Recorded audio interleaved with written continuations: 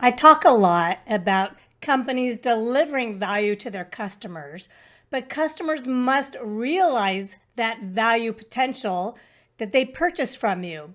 60 to 75% of all technology projects, implementations, digital transformations fail.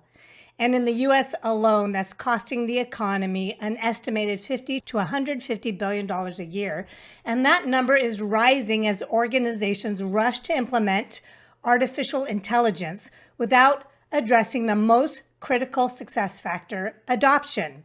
So how do we reduce that number? We need to look at how we partner with our customers to deliver value, that there is a value exchange with our customers.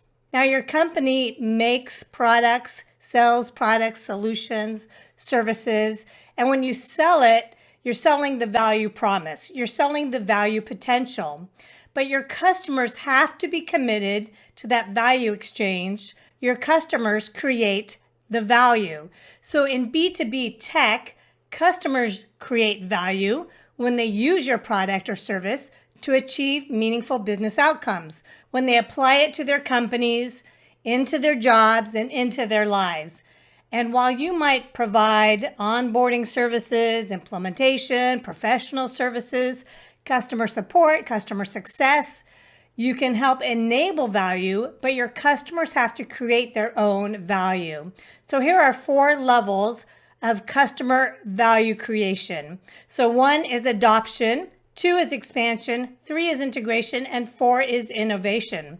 So let's start with that critical adoption piece where we start to turn that potential into performance. So, your customers need to exchange value by showing up for onboarding and implementation meetings, providing the right data, the right integrations, customizations.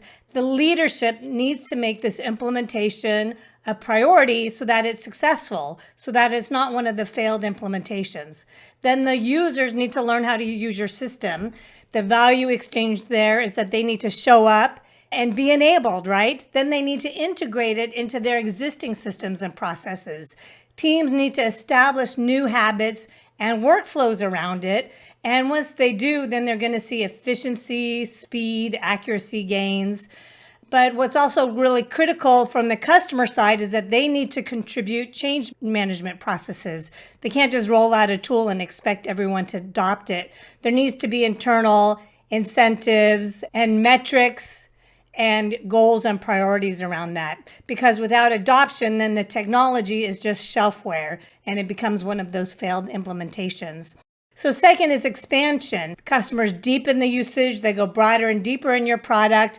Then they can really start to improve their business processes and start to see some of that return on their investment with time saved, revenue increased, risk reduced. And then this is where that value creation shifts from tactical during onboarding and enablement and implementations and adoptions to being more strategic because it's really going to start to impact the business.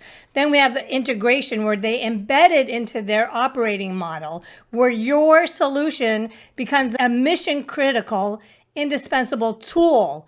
And it becomes a critical part for how their business runs. It drives durable value. So then their teams are relying on your technology for daily operations.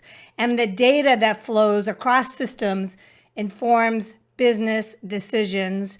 And their brand, their customer experience actually improves as a result of using your product. So you get this exponential value delivered to the customer because you're scaling across teams and organizations, and then they achieve exponential gains. And then fourth is innovation. So it's really interesting because you get these customers who are thriving on your product.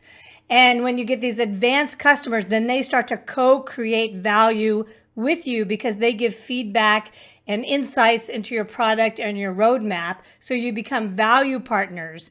They become references, advocates. There's this value relationship that needs to happen for your company and your customers to thrive.